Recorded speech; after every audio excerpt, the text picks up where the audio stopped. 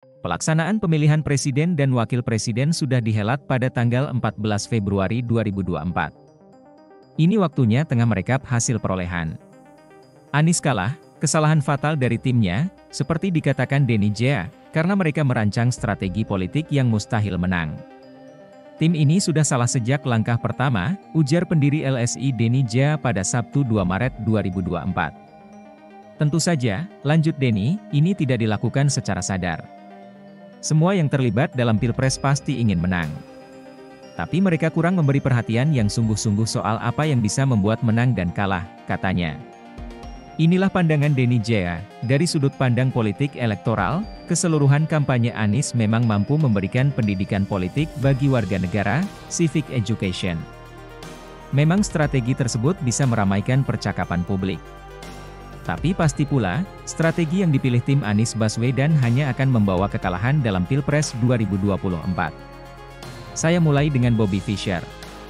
Ia adalah seorang ahli catur Grandmaster yang dianggap salah satu dari pemain catur terbesar sepanjang masa. Fischer sangat ahli dalam merancang strategi. Ini kutipan dari Bobby Fischer, "Jangan melangkah sebelum yakin, itulah langkah terbaik. Jika salah langkah, itu akan membawamu pada kekalahan." Kutipan di atas tidak hanya berlaku dalam permainan catur. Kutipan tersebut juga sangat relevan untuk pertarungan politik praktis. Dalam catur ataupun politik praktis, memang ada banyak langkah di sana. Mulai dari langkah pertama, langkah kedua, hingga langkah ketiga. Tapi sebenarnya, semua langkah ini ada dalam sebuah kerangka strategi makro. Itu yang paling penting. Sebelum bertarung, kita harus merumuskan strategi makro yang akan menjadi landasan dalam memenangkan hati dan pikiran rakyat. Langkah demi langkah, isu, dan program itu hanyalah konsekuensi dari kerangka besar strategi yang harus dirumuskan dengan benar. Strategi makro ini sangat menentukan apakah kita akan menang atau kalah dalam pemilihan presiden. Maka, sila pertama yang harus kita baca adalah opini publik terhadap presiden yang sedang memerintah. Apakah sang presiden, dalam konteks Pilpres 2024 adalah Jokowi, masih populer atau tidak?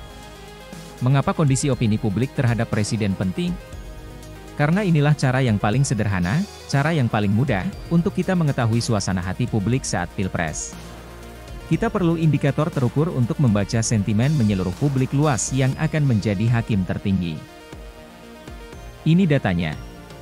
Tingkat kepuasan publik terhadap Presiden Jokowi, approval rating Jokowi, yang dinilai dari berbagai lembaga survei, Maret-November 2023, sangat tinggi.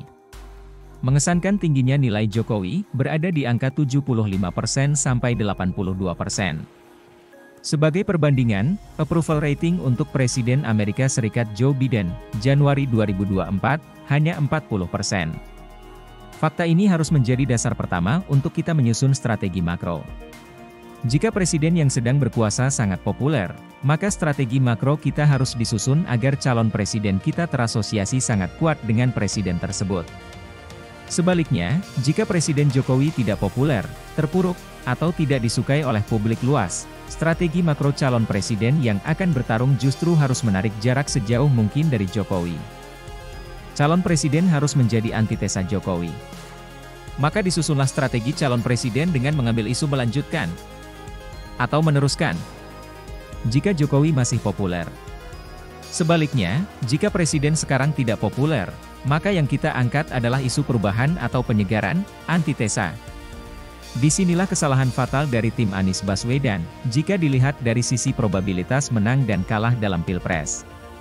Meskipun sang calon presiden Anies Baswedan bekerja begitu keras, begitu hebat orasinya, dan programnya, tapi jika kerangka strategi makronya ditancapkan pada desain yang salah, maka ujung dari Pilpres hanyalah kekalahan. Ini yang terjadi pada tim Anies Baswedan. Mereka mengibarkan isu perubahan ketika presiden sekarang begitu populer.